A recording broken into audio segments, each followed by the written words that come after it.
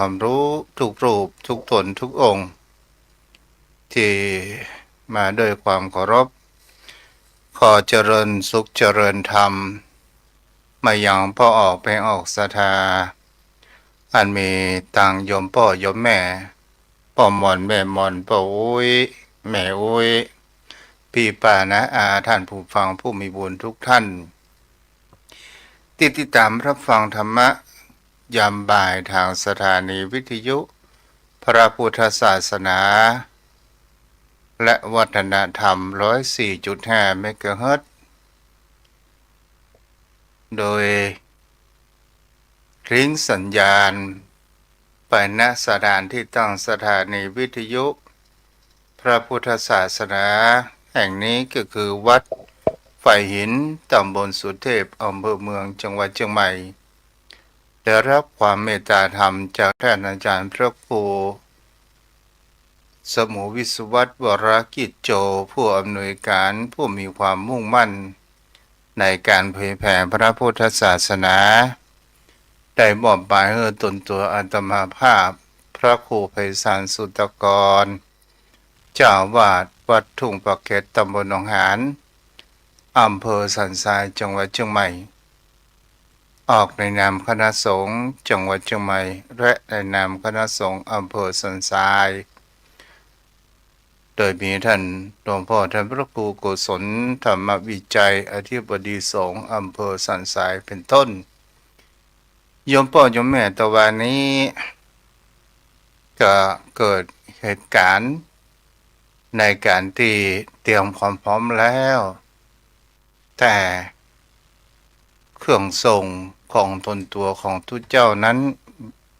บัดเสถียรบ่ค่อยดีเป็นตั้งไม้เนาะก็ขอประทานอภัยไปว่าแต่วันนี้ผู้คนเดียวไปเกินชั่วโมงศรัทธาญาติโยมทั้งหลายก็เป็นสิ่งที่คนเรานั้นก็เป็นเรื่องธรรมชาติเป็นสิ่งที่คนเราสมหวังพ้องผสมหวังพ้องในชีวิตนี้มันเป็นเรื่องธรรมดาเหมือนกับธรรมชาติบางวันก็ฝนตกมากบางวันก็ฝนตกน้อยนี้ก็เป็นสิ่งที่เรา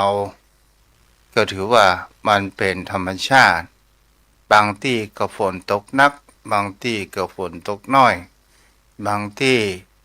น้ำก็ขังก็ท่วมซึ่งว่าประเดี๋ยวนี้ในการฝนตกจะได้ยินข่าวในแข่งเขาว่าน้ำขังน้ำท่วมนักเพราะอย่างเล่าก็เพราะว่ามีบ้านจัดสรรนั้นนักและตลอดจนถึงถนนหนทางมีมากมายมันก็เลยทำให้ขวางทางน้ำในการตั้งเดินน้ำเกิดขึ้นโยมพ่อโยมแม่ท่านผู้ฟังทั้งหลายนี้มันก็เป็นสิ่งที่เป็นธรรมดาของในการได้มาในถนนได้มาหมู่บ้านจัดสรรทุกสิ่งทุกอย่างมันมีดีอย่างเสียอย่างมันก็เป็นของคู่กันมันก็เป็นเรื่องธรรมดาศรัทธาญาติโยมทั้งหลายวันนี้ก็จะได้น้อมนำมายังหลักธรรมที่จะเป็นกติธรรมเป็นหลักธรรมคำสอน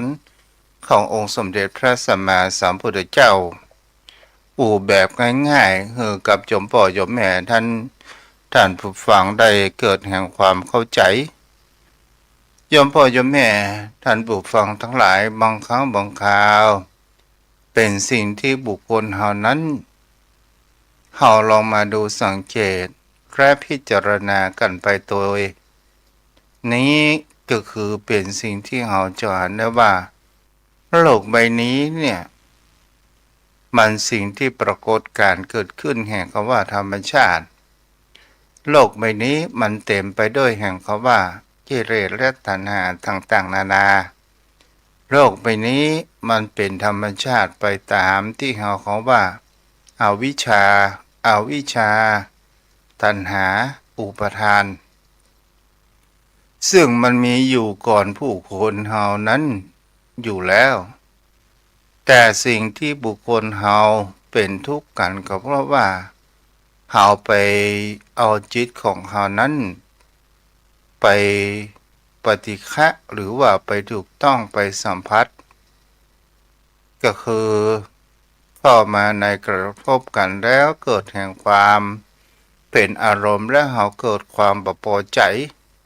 มันก็ก่อให้เกิดแห่งความบ่สบายใจและมีความเป็นทุกข์เกิดขึ้นอันนี้ก็เป็นสิ่งที่บุคคลเฮานั้นเฮาก็ลองดูมาสังเกตว่าสุขและทุกข์นั้นบ่มีท่านผู้ใดที่จะหยิบยื่นให้เฮาแต่เฮาต่างหากเล่าที่เฮาไปแสวงหามาเองนั้นก็คือจะเป็นรูปจะเป็นเสียงจะเป็นกลิ่นจะเป็นรสก็ตามเมื่อมันมาถูกต้องแล้วมันก็เกิดเป็นอารมณ์เมื่อเป็นอารมณ์แล้วมันก็มีกลุ่มก้อนแห่งคำว่าสิ่งที่เป็นอยู่ในขันธ์ห้าก็จะเป็นเวทนาสัญญาสังขารเหล่านี้เนี่ยก่อให้เกิดแห่งการปรุงแต่งมันก็เลยเกิดแห่งความทุกข์ต่างๆนานาแล้วเราจะหาวิธีใดที่จะสงบแห่งความวุ่นวายแห่งจิตใจของบุคคลเฮาโยมพ่อโยมแม่บางครั้งบางคราวสิ่งที่เฮาบ่ได้ตั้งรับบ่ได้ฝึกซ้อมบ่ได้เตรียมความพร้อมมันเกิดแห่งความสุขกระหกเกิดขึ้นอย่างเช่นมีคนว่าด่าเฮาในทางด้านเสียหายแท้ที่จริงพฤติกรรมของเฮาก็บ่ได้เป็นประการเช่นนั้นเขามายืนอยู่หน้าบ้านของเฮาแต่ถ้าว่าเฮาต่อร้อต่อเถียงเขามันก็ก่อให้เกิดแห่งคำว่าความถูกต้องความบ่ยอมซึ่งกันและกันนั้นก็เรียกว่าคนเฮามีแห่งคำว่าอัตตาหรือว่าความยึดมั่นถือมั่นในการที่คนเฮานั้นบ่ยอมกันเกิดขึ้นและก็จะทำให้เกิดแห่งความวุ่นวายแห่งจิตใจถ้าบุคคลเฮานั้นบ่โปร่งวางในสิ่งที่มันเกิดขึ้นบ่เป็นมันก็ทำให้จิตใจของเฮานั้นเกิดแห่งความเร่าร้อนต่างๆนานาและเฮาจะทำอย่างไรอันนี้ก็เป็นสิ่งที่ปัญหานั้นเกิดขึ้นศรัทธาญาติโยมทั้งหลายครูบาอาจารย์ได้ศึกษาอย่างพระธรรมคำสอนของพุทธองค์นั้นก็ได้อู้ถึงแห่งเขาว่าความสงบนิ่งความสงบนิ่งนี้ก่อให้เกิดสยบแห่งความเคลื่อนไหวต่างๆนานาก่อให้เกิดแห่งคำว่าปัญญาและสติของคนเฮานั้นเกิดขึ้นถ้าบางครั้งบางคราวในสิ่งที่เฮาจะหันได้ว่าเฮาทะเลาะวิวาทกันไปมันก็บ่ได้เกิดประโยชน์อย่างเกิดขึ้นมาประการที่สองก็คือเฮาก็มีเมตตาธรรมซึ่งอุปมาเหมือนดังน้ำที่คอยที่จะดับไฟแห่งความโกรธเพลิงแห่งความโกรธนั้นมันก่อให้เกิดไฟลุกได้เวยและพาให้เกิดแห่งความชิบหายเกิดขึ้นต่างๆนานานี้เป็นสิ่งที่บุคคลเฮาหันในชีวิตของคนเฮาจะเป็นดังด้านข่าวโยมพ่อโยมแม่เฮาฟังข่าวดูข่าว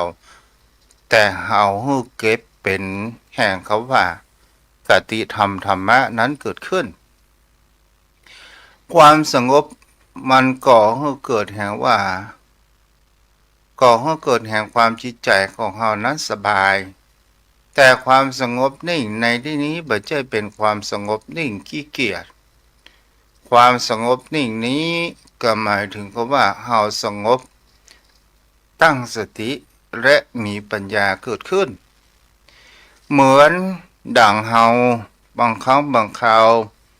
เฮาหาสิ่งของอย่างบ่ปะโดยการที่เฮาว่า เฮาคิดหันว่าเฮาเอาไว้หันแล้วมันหายไปไหนบางครั้งบางคราวเฮาก็เริ่มที่ไว้เสาะหาแล้วหาเล่าหรือว่าบางครั้งบางคราวมีลูกมีหลานเพี้ยวบ้านจองหอเรือนแล้วเอาวัตถุสิ่งของเขานั้นไปวางทางที่อื่นแล้วเฮาก็ไปเสาะหาแล้วหาเล่าแล้วก็เกิดแห่งความจมและก็จิตใจนั้นก็เกิดแห่งความวุ่นวายขุ่นเคืองในสิ่งอย่างเช่นทะเบียนบ้านอย่างนี้เป็นต้นหรือใบโฉนดใบสมุดธนาคารหรือกุญแจบ้านก็ตามโยมพ่อโยมแม่บางครั้งบางคราวเฮาก็เสาะหาขึ้นล่องแล้วก็จิตใจของเฮานั้นมันก็วนก็วายว่าเฮาเอาไปไว้ที่ไหนกันแน่แต่ถ้าว่าเฮาถอยหลังและเฮาสงบนิ่งเมื่อจิตของเฮานั้นมีสติเกิดขึ้นแล้วเฮาก็กึดแห่งคำว่าเฮาไปที่ไหนพ้องและเฮาเอาวางที่ไหนพ้องในสิ่งที่บุคคลเฮานั้นจะเกิดแห่งความคุ้นเคยมันก็จะมีปัญญาบางครั้งบางคราวมันก็มาแค่และตะอันสถาญาติโยมทั้งหลายแต่ถ้าเฮาวุ่นไปกับจิตใจวนอยู่หั่นแล้วก็เกิดแห่งความเหนื่อยล้าแล้วก็เกิดแห่งความคิดต่างๆนานาเข้ามาครอบงำแห่งจิตใจนั้นก็คือความหลงหรือว่าโมหะลงไปลงมาศรัทธาญาติโยมทั้งหลายมันก็หาปะปะนั้นเกิดขึ้นอันนี้เฮาก็สามารถที่เฮานั้นจะใจได้ตลอดจนถึงบางครั้งบางคราวเวลาเฮาสอนลูกสอนหลานก็ถามหรือว่าเฮาบอกคือสามีภรรยาเฮาก็ถามโยมพ่อโยมแม่บางครั้งบางคราวสอนแล้วสอนเล่าเดือดเจ้าเดือดเย็นเขาก็มามีความที่จะทำเหมือนดังที่กำอู้กำจางของเฮาแต่ถ้าว่าเฮาคิดว่าอุปนิสัยของเขาก็เป็นเช่นนั้นศรัทธาญาติโยมทั้งหลายถ้ามันบ่ได้เฮาก็บ่ท้องปากเฮาก็หยุดนิ่งเฮาก็สงบแล้วเขาก็จะมีจิตสำนึกเกิดขึ้นว่าวันนี้มีความแปลกจะได้ว่าภรรยาหรือว่าสามีนั้นบ่เดือดแม้กระทั่งลูกหลานก็ตามศรัทธาญาติโยมทั้งหลายเฮาก็ต้องมาศึกษาวิถีชีวิตแห่งความเป็นผู้คนเฮาเมื่อครั้งเฮาเป็นละอ่อนมันก็เป็นเช่นนี้เหมือนกันเมื่อเฮาเป็นละอ่อนบางครั้งบางคราวเฮาก็เผลอไผลลักไปแง่วกับพ่อจ้าพ่อใจก็มีหรือว่าพ่อจ้าพ่อใจบางครั้งบางคราวก็ลักแง่วกับลูกคนอื่นอย่างนี้เป็นต้น นี่แหละเป็นสิ่งที่บุคคลเฮานั้นถ้าเฮาคิดประการเช่นนี้ว่าอ๋อมันเป็นธรรมชาติในสิ่งที่เป็นธรรมชาติสิ่งที่คนเฮาก็จะตักเตือนเฮาชี้เหตุและผลเมื่อเขานั้นได้เกิดแห่งความระมัดระวังนั้นเกิดขึ้นเฮาบ่ต้องไปห้ามยิ่งห้ามก็เหมือนยิ่งยุในวัยรุ่นในปัจจุบันศรัทธาญาติโยมทั้งหลายในสิ่งเหล่านี้เป็นสิ่งที่บุคคลเฮานั้นจะหันได้ว่าความนิ่งสยบแห่งความเคลื่อนไหวนิ่งเสียตำรึงทองเราจะได้มีแห่งคำว่าปัญญาและเราก็เกิดแห่งความสบายใจแต่บุคคลเฮานั้นบางครั้งบางคราวในสิ่งที่เฮากระทำครั้งหนึ่งครั้งที่สองครั้งที่สามมันเกิดเป็นนิสัยและเกิดเป็นอุปนิสัยแม่บ้านบางคน ก็ด้วยความเป็นธรรมชาติของผู้หญิงหรือของไม่หญิงก็เป็นสิ่งที่บุคคลเฮาจะหันได้ว่าวันใดแรงใดก็ตามเจ้าใดก็ตามถ้าบ่ได้เดือดบ่ได้ด่าบ่ได้บ่นบ่ได้ว่าเหมือนกับว่านอนบ่หลับอันนี้ก็เป็นสิ่งที่บุคคลเหล่านั้นลองพิจารณากันไปโดยว่าเป็นสิ่งที่เหมือนดั่งตุเจ้าอู้นั้นหรือไม่แต่ถ้าว่าบุคคลเหล่านั้นมีความสงบนิ่งแห่งจิตแห่งใจมันก็จะก่อให้เกิดแห่งคำว่าสมาธิและก่อให้เกิดแห่งคำว่าสติสตินี้เป็นสิ่งที่ควรจะมีทุกเวลาและเราจะทำอย่างใดให้จิตใจของเรานั้นชีวิตของคนเรานั้นมีสติอยู่ตลอดสังเกตง่ายสดายญาติโยมทั้งหลายบางครั้งบางคราวเปิดหัวว่าจิตใจของเรานี้เนี่ยมันเป็นธรรมชาติอุปมาหนึ่งก็เหมือนดังลิงสองก็เหมือนดังบุคคลไร้บ้านแท้จริงมีบ้านอยู่แล้วแต่ไปชอบอยู่บ้านชอบพเนจรไปหั่นกรรมนี่กรรมกันเดียวก็ไปอู้บ้านเหนือกันเดียวก็ไปอู้บ้านใต้กันเหมือนนางลิงก็คือบ่ชอบอยู่นิ่งศรัทธาญาติโยมทั้งหลายนี่ก็หมายถึงเขาว่าเฮาบ่ได้ฝึกบ่ได้ดูแลมันเป็นอย่างดีแต่ถ้าว่าเฮาอยากให้จิตใจของเฮามีสติมันก็ทำง่ายนั่นก็คือเฮาพอดูลมหายใจของเฮานั้นเข้าออกเกิดแห่งความรู้สึกนั้นอยู่เสมอตลอดจนถึงมีแห่งคำว่าการวิจารณาก่อนที่เราจะกระทำอะไรอย่างก่อนที่เราจะอู้อะไรอย่างให้มีโยโสมนสิการก่อนอย่างนี้เป็นต้นโยมพ่อโยมแม่ท่านผู้ฟังนี่ก็คือในเรื่องแห่งคำว่าธรรมะโยมพ่อโยมแม่ท่านผู้ฟังทั้งหลายในหลักธรรมคำสอนของพุทธองค์ที่อยู่ในปรากฏในแห่งคำว่าอันในพระไตรปิฎกซึ่งมีคำสอนที่เป็นบอกว่าสิ่งที่หาได้ยากซึ่งในครั้งนั้นเนี่ยองค์สมเด็จพระผู้มีพระภาคเจ้าตรัสครับอย่างพญานาคราชที่แถลงเพศเป็นมนุษย์ที่จะเข้ามาบวชและพระพุทธองค์นั้นหานได้ว่าพญานาคตัวนี้เนี่ยองค์นี้เนี่ยแถลงเพศจะมาบวชแต่พระพุทธองค์นั้นบอกว่าเธอเป็นเจ้ามนุษย์แล้วพระพุทธองค์ก็ได้ตรัสแสดงถามว่าพญานาคนั้นก็ได้ถามว่าอะไรอย่างเป็นสิ่งที่หายากพระเจ้าค่ะองค์สมเด็จพระผู้มีพระภาคเจ้านั้นก็บอกว่าการเกิดแห่งความเป็นมนุษย์นั้นเป็นสิ่งที่หาได้ยากศรัทธาญาติโยมทั้งหลายในสิ่งเหล่านี้บุคคลนั้นเขาจะลองตึกตองและดูสังเกตดูว่ากิจโชมนุสสามนุสสปฏิราโภความกลับได้มาอัตภาพเป็นมนุษย์อันสัตว์นั้นได้โดยยากข้อนี้ศรัทธาญาติโยมทั้งหลายเป็นสิ่งที่บุคคลเหล่านั้นจะเห็นได้ว่าการเกิดมาเป็นมนุษย์นั้นจะได้กลับมาเป็นมนุษย์แห่งนั้นยากแล้วเพราะเหตุอะไรอย่างเราถึงกลับเกิดมาได้ยากบางคนก็มีความทะเลาะในจิตใจว่าแล้วเราจะทำอย่างใดเพื่อที่เราจะได้เกิดมาเป็นมนุษย์แห่งเล่าก็คือต้องสร้างแห่งคำว่า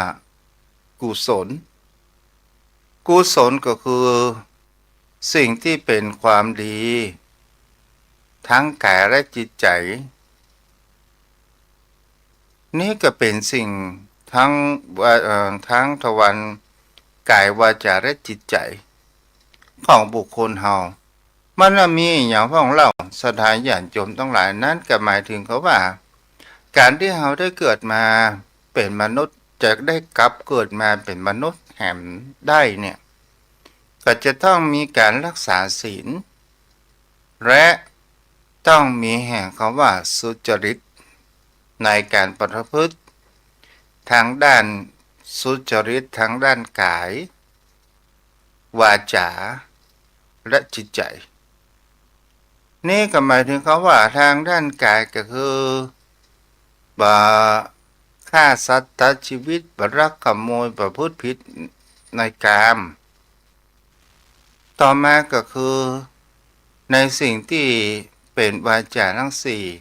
บ่อู้ส่อเสียดบ่อู้เท็จบ่อู้ฮีโจอู้ฮือมีแต่คำสัตย์ก็คือหมายถึงเขาว่าเฮาเว้นสิ่งเหล่านี้ได้มันก็คือศีลนั่นแหละส่วนจิตใจก็คือเฮาเว้นแก่กันคิดแห่งอาฆาตพยาบาทคิดในสิ่งที่บ่ดีที่อันจะเป็นโทษต่อจิตต่อใจของเฮานี่ก็คือเป็นสิ่งที่เฮาสามารถนำไปประพฤติปฏิบัติได้การเกิดมาเป็นมนุษย์ถือว่าเป็นเรื่องยากการที่เฮาได้อัตภาพมาเป็นมนุษย์แห่งแล้วเนี่ยมันยังต้องรักษาชีวิตตนตัวของเฮาเมื่อเกิดขึ้นสถานญาติโยมทั้งหลายถ้าเฮาชีวิตตนตัวของเฮาได้มาเกิดเป็นอัตภาพเป็นมนุษย์ถ้าเฮาบ่รักษาตนตัวของเฮาให้ครบมีความสมบูรณ์เกิดขึ้นบางคนก็เกิดมามีอายุสั้นบางคนก็มีอายุยาวแล้วถามว่าการรักษาชีวิตของเฮาให้รอดตลอดจนถึงหมดอายุขัยเนี่ยมันเป็นเรื่องยากวันนี้สถานญาติโยมทั้งหลายตู้เจ้าหันรายการท่านมีเราอ่อนคนหนึ่งเป็นมะเร็งตั้งแต่อายุ3 ขวบเพราะน้องว่าและก็ตั้งแต่3 ขวบได้ฉายแสงได้ทำคีโมแต่กเตชะบุญที่ว่าหมอยังช่วยได้อยู่ณปัจจุบันก็ยังเข้าออกโรงพยาบาลอยู่ตาที่เขาได้มาก็คือหน้าตาเหมือนละอ่อนเขามีอายุ15 ปีแล้วนี่เราก็ลองดูว่าการที่เราจะเอาชีวิตของคนเรานั้นรอดกว่าเราจะได้ใหญ่มาเนี่ยมันผ่านมรสุมอยู่มากมายผ่านโรคภัยไข้เจ็บหลายสิ่งหลายอย่างบางครั้งบางคราวก็ถึงขั้นแห่งเขาว่าปางตายที่เราได้รอดมาถือว่าเราเป็นแก้วหลอดฟ้าที่เราได้รอดมาก็เพราะว่าเตชะบุญบุพกรรมที่เราได้สร้างในอดีตและในปัจจุบันที่เรารอดก็เพราะว่าเรานั้นเป็นคนที่มีความกตัญญูต่อพ่อต่อแม่บุญเหล่านี้ช่วยเอื้อเราเมื่อตกต่ำและบุญรักษาศีลบุญกินบุญทานบุญเจริญภาวนาบุคคลผู้ใดก็ตามจะเป็นบุญแผ่เมตตาก็ตามเพิ่นฮ้องว่าไฟก็บ่สามารถที่จะทำได้ยาพิษก็บ่สามารถที่จะทำได้ถ้าเรามีบุญอยู่เราก็คงที่เราควรที่จะทำบุญและต่อบุญเกิดขึ้นอันนี้เป็นสิ่งที่บุคคลนั้นก็เป็นเรื่องที่เราการรักษาชีวิตให้อยู่ตลอดรอดฝั่งนั่นก็คือกิจฉามัชฌานะ ชีวิตตังลิ้นเริ่มหวานน้ำแล้ว ยอมพ่อยอมแม่ท่านผู้ฟังทั้งหลาย ข้อต่อมาอย่างหำเล่าที่เป็นสิ่งที่หาได้ยากการได้ที่ฟังธรรมนั้นเป็นเรื่องสิ่งที่เราจะได้รับฟังหลักธรรมจากพระโอษฐ์ขององค์สมเด็จพระผู้มีพระภาคเจ้านั้นก็หาได้ยากแต่เดชะบุญสถานญาติโยมทั้งหลายเมื่อพระพุทธองค์นั้นเสด็จดับขันธ์ปรินิพพานไปแล้วแต่พระธรรมคำสอนขององค์สมเด็จพระผู้มีพระภาคเจ้านั้นยังคงอยู่พระองค์นั้นก็ได้บัญญัติแห่งคำว่าพระวินัยพระธรรมและพระวินัยก็คือเป็นตัวแทนของเรานั่นก็หมายถึงว่าพระไตรปิฎกน่ะสถานญาติโยมทั้งหลายก็คือมีคำสอนแทนพระพุทธองค์นั้นอยู่ในสิ่งที่บุคคลเรานั้นก็จะได้รู้เรียนรู้ว่า พระพุทธองค์นั้นได้แสดงธรรมอยู่ในเกณฑ์แห่งคำว่าหลักแห่งอริยสัจสี่สัทธาญาติโยมทั้งหลายก็คือมีเหตุก็ต้องมีผลผลมันเป็นถึงอีมันก็ต้องมีเหตุหรือว่าอิทธปัจจยตาเหตุนี้สิ่งนี้มีเหตุนั้นจึงเกิดอย่างนี้เป็นต้น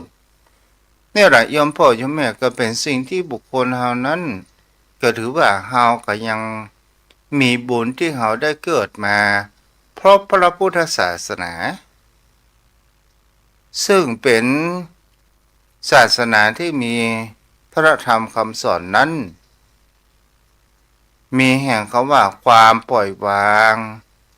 และเป็นหลักคำสอนที่สามารถนำเอามาใช้ชีวิตและแก้ปัญหา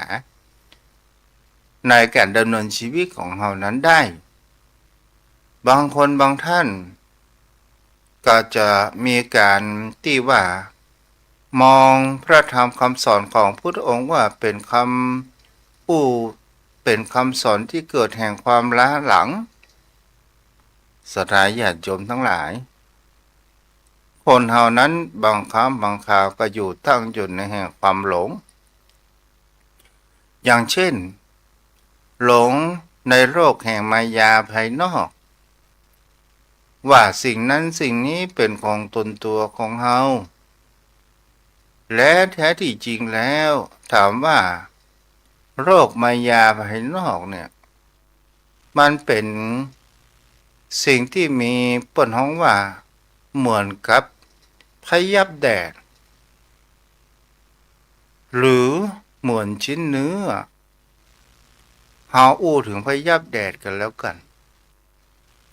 เมื่อกวาง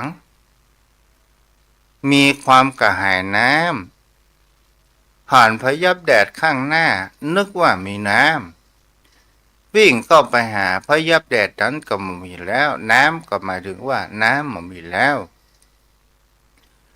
โลกคนเฮาก็เหมือนกันศรัทธาญาติโยมทั้งหลายเฮาก็นึกว่า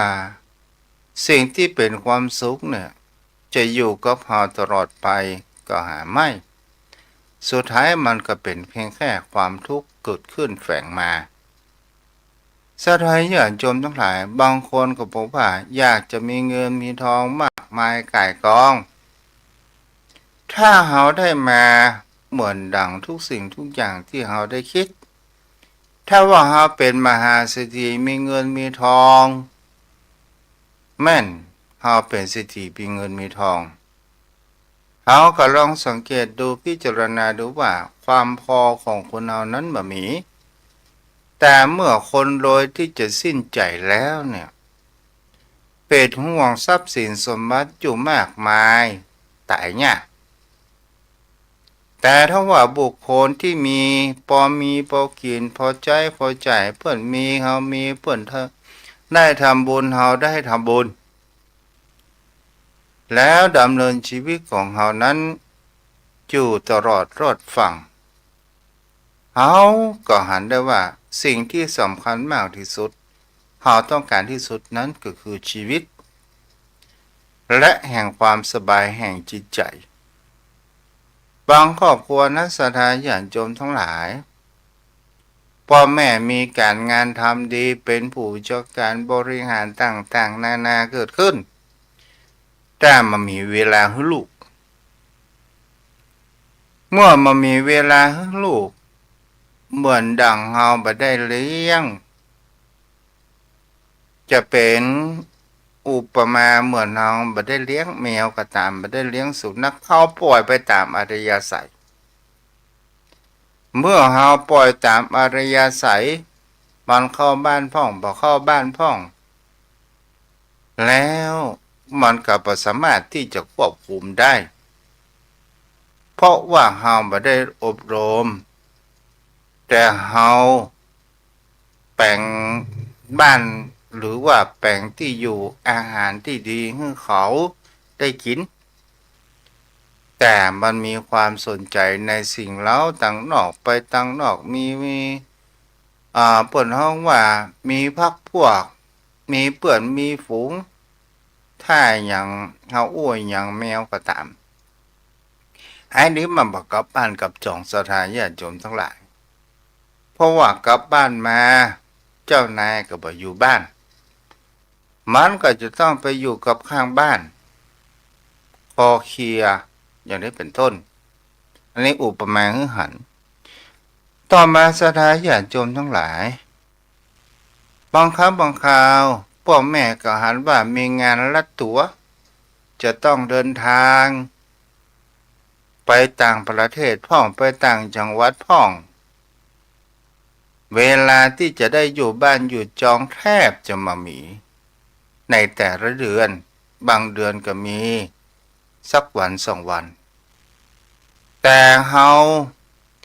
พอมีพอกินพออยู่พออาศัยแต่เฮาหันกันสถานญาติโยมทั้งหลายแต่ความหันกันนี้บางครั้งบางคราวมันก็ก่อให้เกิดแห่งความเบื่อหน่ายก็ได้เช่นเดียวกันแต่สิ่งที่คนเฮาที่สุดนั้นก็คือความรักความห่วงหาอาทรเฮาได้ดูแลและพอกอยว่าเฮาดูแลลูกเป็นอย่างใดให้ความรักกับครอบครัวนั้นเป็นอย่างใดอันนี้ก็เป็นสิ่งที่บุคคลเฮานั้นก็ลองสังเกตและพิจารณาดูไปว่าสิ่งที่คนเฮาเกิดมาได้พบพระอย่างพระพุทธศาสนาขององค์สมเด็จพระสัมมาสัมพุทธเจ้านี้เป็นสิ่งที่เฮานั้นก็ถือว่าหาได้ยากดีแล้วที่โยมพ่อโยมแม่นั้นได้รับฟังอย่างสารธรรมจากพระสงฆ์องค์ข้าเจ้าตามแห่งเขาว่าเปิ่นเขาว่าอุปนิสัยหรือไปตามจริตที่เขาชอบฟังบางคนก็ชอบฟังพื้นเมืองบางคนก็ชอบฟังบรรยายบางคนก็ชอบฟังเป็นข้าวเป็นเครือบางคนก็ชอบฟังตลกอย่างนี้เป็นต้นสิ่งที่หาได้ยากประการสุดท้ายก็คือการที่อุบัติเกิดขึ้นอย่างพระสงฆ์อย่างองค์สมเด็จพระผู้มีพระภาคเจ้าหรือว่าพระพุทธเจ้าที่จะอุบัติเกิดขึ้นในโลกนี้เนี่ยกว่าจะเป็นพระพุทธเจ้าได้สนายญาติโยมทั้งหลายอย่างองค์สมเด็จพระสัมมาสัมพุทธเจ้าของหมู่เฮาสักยะโคดมเนี่ยโคตมะเนี่ยกว่าจะเป็นพระพุทธเจ้าได้ก็ต้องสั่งสมบุญญาบารมีถ้าเฮานับจริงๆก็คือชาวอสงไขยกับไปกับแสนกับสถานญาติโยมทั้งหลายแต่เป็นสิ่งที่จะหาได้ว่ากลับหนึ่งนั้นเพิ่นบอกว่าเหมือนดังมี100 ปีเทวดาเอาผ้ามาปัดยอด ยอดภูเขาไกลลาดก็คือบนดอยบนยอดดอยที่มีแม่ปนน้องว่าอย่างอะหิมาลัยครั้งหนึ่งเรียบเตียนจนถึงพื้นนั่นก็เดินได้หนึ่งอสงไขยศรัทธาญาติโยมทั้งหลายการหมายถึงคำว่าองค์สมเด็จพระผู้มีพระภาคเจ้าของเขานี่สั่งสมบุญญาบารมีมาถึงชาวอสงไขยก็หมายถึงคำว่าที่นึกอยู่ในใจ7อสงไขยที่ออกปากมาแหมเข้าอสงไขยแล้วที่ตั้งจิตอธิษฐานแหม4อสงไขยกับแสนกับศรัทธาญาติโยมทั้งหลายนั้นก็หมายถึงคำว่าการที่เราสั่งสมบุญญาบารมีในเกิดอัตภาพมาความเป็นพระพุทธเจ้าเนี่ยมันก็ใช้เวลาบุคคลเฮานั้นสามารถที่จะสั่งสมบุญญาบารมีตั้งจิตอธิษฐานเพื่อที่เฮาขอให้พ้นกิเลสฟังถึงแห่งอริยบุคคลเฮาก็พอใจแล้วและก็ได้เรียนรู้มีปัญญาในการที่จะออกแห่งความทุกข์นั้นก็หมายถึงคำว่าเฮาปรารถนาขอให้มีปัญญาเพื่อขจัดเสียซึ่งกิเลสอาสวะทั้งหลายออกจากจิตจากใจของเฮาอันนี้ก็เป็นสิ่งที่โยมพ่อโยมแม่ท่านผู้ฟังก็ลองเก็บไปพิจารณาดูว่าการที่บุคคลเฮานั้นสั่งสมบุญญาบารมีมันก็เป็นสิ่งที่บ่เสียหลายในจัดนี้อย่างเช่นจัดนี้เฮาบำเพ็ญเพียรอ่างคำว่ารักษาศีลศีลบารมีหรือว่าเฮาจะมีแห่งคำว่าในจัดนี้เฮาจะเฮือตานนะบารมีเหมือนดังพระเวสสันดรตานลูกตานเมียศรัทธาญาติโยมบางท่านบางคนก็ถือว่าโชคดีได้ตานลูกสืบทอดแห่งพระอายุพระพุทธศาสนาคนสมัยตะก่อนนี้ก็ถือว่ามีบุญมากมีลูกพ่อแจงให้ส่งเข้าวัดเข้าวาเรียนรู้ในปัจจุบันนี่คนพื้นเมืองที่จะบวชวัดมาบวชเป็นพระเป็นเนรนี่ก็หาได้ยากศรัทธาญาติโยมทั้งหลายเอาละวันนี้ก็คงจะเอาไว้เพียงแต่อี้เนาะโยมพ่อโยมแม่ท่านผู้ฟังที่รับฟังต่างเฟซบุ๊กรับชมรับฟังวันนี้มีอยู่2ท่านแม่ครูปัญญาและพ่อนันอินโสมเนาะศรัทธาญาติโยมทั้งหลายพ่อนันมาแล้วเนาะ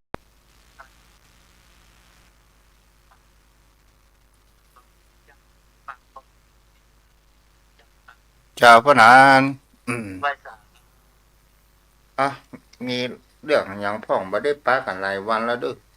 ท่านพระคุณเจ้าให้ติดสมณกิจนะท่านเจ้าเนาะแต่งานเนี่ยกับงานแม่โจ้งานมรณภาพเนี่ยครับเปิดปิดแล้วครับท่านเจ้าครับปิดละอ๋อเป็นครับท่านเจ้าเนาะของใครของบ้านน่ะพ่อนันนั่นนะมันหกใจของใครของมันไปนะท่านพระคุณเจ้าเนาะในจิตในใจของคนเฮาหมู่กันซึ่งกันและกันเนาะโอ้ท่านเจ้าปวดประตบของเงินหัวนะแม่นน่ะมันเป็นไปอย่างนั้นนะท่านพระคุณเจ้าเนาะเช่นผมบังตาท่านพระคุณเจ้าของใครของบ้านยังท่านเจ้าหวันนะพูดถึงว่าโรคซึมเศร้าเนี่ยพ่อนันตก่อนเฮาก็เป็นกันนะมันพออย่างมันตึงบ่มีชีวิตชีวาเนาะพ่อนันมันเศร้าหมองไปหมดท่านพระคุณเจ้ามันจิตใจมันเบิกบานที่จริงมันก็ไม่ใช่ว่าเจ็บปวดอย่างนั้นแต่มันบ่ม่วนอกบ่ม่วนใจท่านพระคุณเจ้าบ่ม่วนอกบ่ม่วนใจมีความเขาว่าความเครียดและนอนบ่หลับอย่างนี้เป็นต้นเนาะมันมีหลายอย่างบางทีมันก็ไม่ใช่โรคภัยไข้เจ็บแต่มันเป็น สภาพแวดล้อมดังนอกมันแก้บัตกท่านพระพุทธเจ้าถ้ามันป่องมันผิวมันเป่งมันก็สบายใจอันนี้โรคภัยไข้เจ็บลุมเล้าตัวเนาะท่านอาจารย์นะมันมีก็มีหลายอย่างทั้งโรคภัยไข้เจ็บและหาทางออกทางการบริหารของตังวัดตัวนะท่านเจ้าเนาะ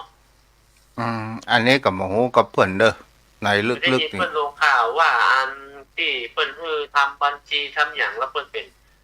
สังฆบูชาจารย์เพิ่นก็อายุนักเพิ่นก็ทำก็ได้เพิ่นก็เครียดโรคภัยไข้เจ็บเพิ่นก็มีก็ผมก็ได้ยินข่าวเช่นนั้นนะสิ่งที่ระมัดระวังมากที่สุดนั้นก็คืออย่างเขาว่าไอตัวจิตเนี่ยมันมีตัวนำพาก็คือตัวโมหะเนี่ยมันแปลงให้เราหลงไปตัวมันกับมหันต์คุณค่าแห่งชีวิตที่เหลืออยู่มาก่อให้เกิดแห่งคำว่าว้าเหวก่อให้เกิดแห่งคำว่าผ่านไปแล้วมันมีชีวิตชีวาอย่างแต่ก่อนทุกเจ้าก็เกี่ยวไปเหมือนกันนะเพราะนั้นมักลมป่วยใหม่ๆแล้วนอนบ่หลับบนดีก็มีทางปีบุญธรรมเพิ่นก็บอกว่าอย่างอี้ต้องไปนอนโรงพยาบาลถ้านอนหลับก็ไปโรงพยาบาลหมอก็คือนอนโรงพยาบาลแล้วก็กินยารักษาโอ้ท้อคืนแรกก็หลับคืนที่สองเต้นจะหลับเพราะนั้นฤทธิ์ยาท่านพระพุทธเจ้าเนี่ยสิ่งที่สำคัญมากที่สุดคือหนึ่งเราต้องรับพักผ่อนให้เต็มที่สองเราต้องให้จิตของเรานั้นได้พักผ่อนพ่องจิตของเราพักผ่อนเนี่ยหมายถึงเขาพาทำสมาธิก่อนที่เราจะเข้านอนก็ตามหรือหลังไหว้พระสวดมนต์ก็ตามเพื่อมันกำจัดไหลไปตามกระแสแห่งกาลเวลาเพื่อมันไปเพราะนั้นอันนี้เป็นสิ่งที่ท่านพระพุทธเจ้าเนาะเจ้าถ้าเราก็คงก็คิดนะไม่ใช่บ่คิดแต่ว่ามันหนึ่งคนรอบข้างคือกำลังใจสองเขาได้คืออาจจะเป็นบุญวาสนาที่เขาเคยจะสร้างไว้ก่อนเขาได้พบสัจธรรมขององค์สมเด็จพระสัมมาสัมพุทธเจ้าเขาอยู่กับเปิดได้เขาอยู่กับตัวเขาได้เพราะเอาใส่ธรรมะนะมาเป็นเครื่องป้องกันถ้าอย่างอันมันก็อยู่ก็ได้ท่านพระพุทธเจ้าเลยมีความสุขในการว่ามีที่เราอยู่ได้เพราะเรามีธรรมะเป็นที่เปิดแล้วเป็นสัจธรรมว่าทุกคนมันก็ต้องเป็นที่เกิดขึ้นแล้วก็ตั้งอยู่ดับไปมันมีไผ่โป้นได้เข้ากับผมพามาโมดว่าโรคภัยไข้เจ็บการพักผ้าการสูญเสียอย่างนี้นะมัน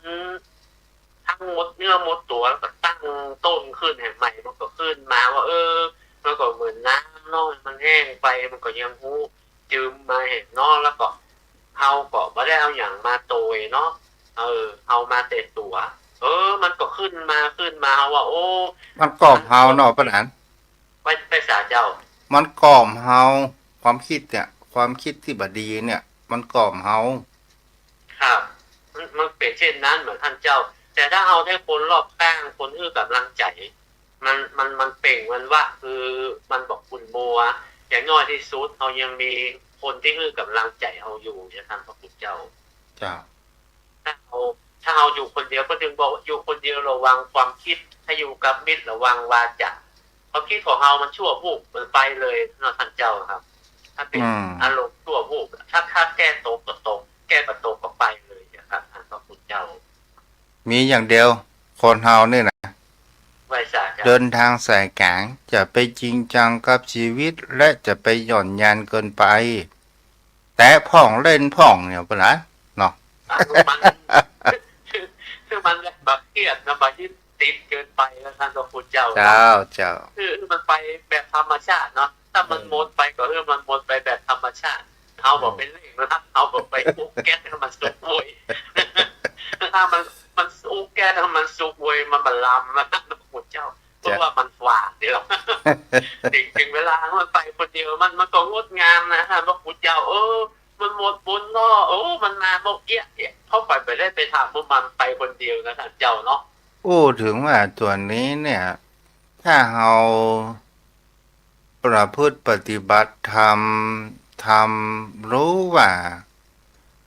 สิ่งที่อยู่บนโลกใบนี้มีทั้งรูปและนามสิ่งที่ก่ออันตรายที่สุดนั้นก็คือความคิดของเราก็คือขันธ์ทั้งห้าเนี่ยมันจ้างแปลให้เราเกิดแห่งความหลงว่าเป็นตนตัวของเราว่าเรานั้นจะทำเมื่อเรามีค่าหรือบ่มีค่ามันก็ขึ้นอยู่ในขันธ์ห้าที่มันปรุงแต่งและขันธ์ห้าแปลทำเมื่อเรายึดมั่นถือมั่นและมีแห่งคำว่าอัตตาแต่ที่จริงบนโลกใบนี้เราก็ยืมแม้ต้องอั้นแม้กับร่างกายตนตัวของเราก็ตามเราก็ยืมธรรมชาติมาตอนสุดท้ายเราเป็นไผ่หมูแล้วต้องไปตามธรรมชาติเจ้าไปเป็นตามธรรมชาติโลกใบนี้เนี่ยพระองค์ว่าเป็นมายาเป็นโลกแห่งคำว่าสมมุติในที่นี้ก่อให้เกิดแห่งคำว่าสัญญาเพื่อที่จำได้หมายรู้ว่าป้อนานอีสมนี่อู้ง่วนจาหวานป้อนานสายันแล้วมีสาระและเหตุผลอย่างนี้เป็นต้นนะป้อนานท่านพระคุณเจ้าที่จริงนะโลกไม่ได้ติดเฮาแต่เฮาต่างหากไปยึดติดกับโลกนะท่านเจ้าเนาะการที่ได้เบื้องต้นว่าแท้ที่จริงโลกใบนี้เนี่ยมันมีอยู่แล้วคำว่าตัณหาอุปาทานและมันมีอยู่แล้วมันนำมากับหมายถึงก็ว่ารูปเสียงกลิ่นรสต่างๆเนี่ยมันมีอยู่แล้วแต่คนเฮาต่างหากเล่าที่เข้าไปปรุงแต่งมันเอาไปยึดมั่นถือมั่นเกินไปเพราะน่ะลองพอธรรมชาติของมนุษย์เริ่มต้นมันก็มีความคล้ายคลึงกับสัตว์เหมือนกันแต่มนุษย์ของคนเฮานั้นมันมีประเสริฐกว่ามีสมองใหญ่กว่าและก็มีการพัฒนาตอนแรกเนี่ยคนเฮานี่หิวเจนจะไปเซาะมันก็เฮาลองสังเกตพ่อสัตว์เดรัจฉานมันขยากก่อนโดดเต้มมันจะไปเซาะหามันก็เพราะนั้นครับเพราะว่ามันมีปัญญาเนาะท่านเจ้าเนาะถูกต้องแต่คนเฮานี่มันมีปัญญาคนเฮามีปัญญาแล้วก็ไปหันว่าสิ่งของนี้มันรักษาเก็บได้เนี่ยก็ไปโลภเอามาเก็บไว้เพื่อที่เอาไว้กินวันพุกวันเฮออย่างนี้เป็นต้นปะนั้นครับก็มีการยึดติดไว้มีการห่วงมีหวงมีโลภมีโกรธมีหลงติดตามโดยมาแล้วท่านเจ้าแต่แท้ที่จริงเนี่ยเมื่อมันมาใหม่ๆมันประพัดสอนเนาะท่านพระพุทธเจ้าเพราะมันบ่ได้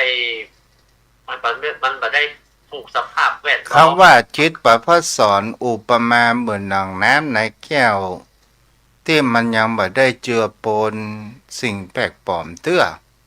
ก็คือเอาน้ำใส่แก้วเนี่ยเหมือนกับดวงจิตเรามี80121ต่อ121เนาะแล้วก็น้ำเต็มแก้วเนี่ยมันก็เป็นน้ำธรรมชาติน้ำฝนก็เป็นน้ำฝนใสสะอาดแต่สิ่งที่มันแปลกปลอมเข้าไปนั้นก็คือในกลุ่มก้อนของเจตสิกนั้นก็คือในกลุ่มก้อนของเวทนาสัญญาสังขารอุปมาเหมือนดังสีเอาไปเจือปนเราอยากได้สีไหนก็เอาสีนั้นใส่อย่างนี้เป็นต้นเนาะปะนั้นไม่ทราบครับเจ้าแต่ที่ดูแล้วเราต้องคืนด้วยกับธรรมชาติโมดนะครับเจ้าใครจะมีตีเป็นแสนไร่ร้อยไร่พันไร่ก็ตามสุดท้ายมันได้เอาไปตัวสักอย่างฮะไม่ได้อย่างซากอย่างมีนักกระตุกนักนะท่านพระคุณเจ้าตุกอย่างเศรษฐีตุกอย่างยาจกตุกอย่างตู้เจ้าคนที่สบายคือคนรุดพ้นไปยืดปฏิโป่งปล่อยวางนะท่านเจ้าเนาะแน่นอนจะเมตตาธรรมท่านเจ้าเรื่องทำคำสอนคติธรรมอุทาหรณ์สอนใจนะครับด้วยความเคารพอย่างยิ่งครับท่านญาติธรรม กัลยาณมิตรกัลยาณธรรมทุกท่านเขาก็ได้ศึกษาธรรมะคำสอนของพระพุทธเจ้าโดยท่านเจ้าท่านพระครูไพศาลสุตกรได้มาอธิบายให้เราได้ประพฤติปฏิบัติตามกำลังสติของเรานะครับขอบพระคุณครับ สวัสดีครัเจ้าบเจริญพรเด้อเอาละต่างบ้านใครจะโทรมาได้ขอรายงานผลการรับฟังในวันนี้ตุยเนาะชัดเจนหรือไม่เป็นอย่างไรที่เบอร์โทร0631639950 0631639950เจ้าพ่อเจ้าแม่ท่านผู้ฟังที่รับฟังอยู่สามารถโทรมาได้เด้อที่เบอร์โทร0631639950เวลาอันน้อยนิดเวลาอันมีค่าเวลานั้นเป็นสิ่งที่สำคัญใครจะโทรมาสนทนาอุจจากันได้เด้อเจริญพรแม่อู้ตังโทรศัพท์เด้อฮัลโหลเป็นเบอร์ของใครฮะแม่นวลยอดคำปันกำแพงหินเทพเสด็จเนาะรับฟังจะโทรมาก็โทรมาได้เด้อเวลาแหม4 นาทีโดยประมาณเนาะ0631639950จมป่อจมแม่เอาจะหันว่าฝนตกก็ตกแต่ตกลงอย่างแรงเลยนะเจริญพรแม่อาลีจ้า96อินเทอร์เน็ตเสียโยกเลยเลื่อนมา104มาเจอว่าอาจารย์ออกพอดีเลยอ๋อจ้าถวายพระกำลังใจค่ะว่าอาจารย์ชัดเจนดีค่ะอาจารย์ดีอ่ะโอ้ยังเนี่ยมันมีอย่างอู้แล้วเนาะบุรักษาเด้อแม่อาลีจ้าเอาแม่นวลยอดคำปันท่านใดจะโทรมาตันอยู่เด้อเมืองฝางจะได้พอได้หมูเนาะเป็นว่าขึ้น96เสียเจริญพรฝนตกหน้าก่อนแม่บนกำแพงตกนางช่วงนี้บอกใครมีละจะตกน้อยจ้าแต่มันก็ตกสักตึงวันจากเจ้าถามว่าอากาศร้อนกว่าบนดอยอ่ะมาห่อนนอนในโฮมผ้าอยู่หรออ๋อจ้าบนทั้งติดแอร์บนทั้งติดพัดลมเนาะตรงนี้เจ้าวันนั้นเปิดมาพบลงประชาชนจำตำบลในบนนี้ได้เปิดพัดลมสักตัวอ๋อแต่แกดีตำบลอ่ะอันกับไฟนี่เสี่ยงเดือนกี่บาทอ่ะกับไฟเนี่ยมันได้เสี่ยงเฮ้ยฟรีเนาะเจ้าแต่ว่านี่ว่าเสี่ยงอยู่เพราะใจนักเนาะงานเจ้าบุญรักษาได้ไหมเลยเจ้าบุญรักษาแม่นวลยอดคำปันอะไรโยมพ่อโยมแม่ใครจะโทรมาสายสุดท้ายก่อนที่จะปิดรายการขอให้โยมพ่อโยมแม่มีความสุขสุขภาพแข็งแรงมีจิตใจแนบแน่นในพระรัตนตรัยโยมพ่อโยมแม่พระพุทธศาสนาอยู่ได้ก็เพราะโยมพ่อโยมแม่อุปถัมภ์เด้อเจริญพรเจริญพรแล้วแม่ปิดวิทยุก่อนมันสะท้อนกันแม่อยู่ไหนอ๋อแม่จันทิพย์เปลี่ยนเบอร์แหมล่ะคนเท่าเนี่ย เจ้าดีละ เจ้าเปลี่ยนเบอร์อ่ะ บางเมียหยาเป็นนี่ฮะเราใจบดีนะก็ยิ่งสุดใจบดีนะ โอ้เป็นอย่างอ่ะแม่ อย่าบอกว่าวันนั้นแม่จะพลอยรับตรงบักเกียนอ่ะแม่จ้า เออ ไปเมาหวยไปนอนยาแบบปีอ่ะ นั่นเตอ แต่ได้50 วัน100 วันไม่ไปเนอะ เจ้า เพื่อนเป็นคนศรีสะเกษได้ตายแม่แล้วเพื่อนอยู่ศรีสะเกษนั่นน่ะ สี ตาย สด แล้วเป็นปากพี่ปาน้องจันหลายอ่ะ แม่น 50 วัน100 วันไม่ไปไม่รู้จักแม่สุภาจะดีอ่ะสุภาใกล้วัดอ่ะ เจ้าแม่น ก็นั่นแม่สุภาน่ะจะไปแม่ไป รุ่นเดียวกันกะ ฮะ แม่สุภากับแม่เนี่ยรุ่นเดียวกันก็ ไปรุ่นยายแม่สุภาแก่จ้ะ เป็นว่าแม่หนุ่มอยู่เนาะ แม่เมื่อก่อนแม่ไปนอนนั่นเพิ่นบอกไปซอไปเอาวัดป่าไปอ่ะไข่บอก เป็นเจ้างซอเก่าครับ เป็นเจ้างซ เพิ่ อน น่ะ เก่า เป็นแม่นี่นะเพิ่นตามพระป่าเพิ่นกระถิ่นพระป่าเพิ่นเลยแม่ไปบอก เจ้าเอาแม่ตีแล้วแม่เด้อหมดเวลาละ อ้าวเดี๋ยวจะไปหาเนอะ จ้า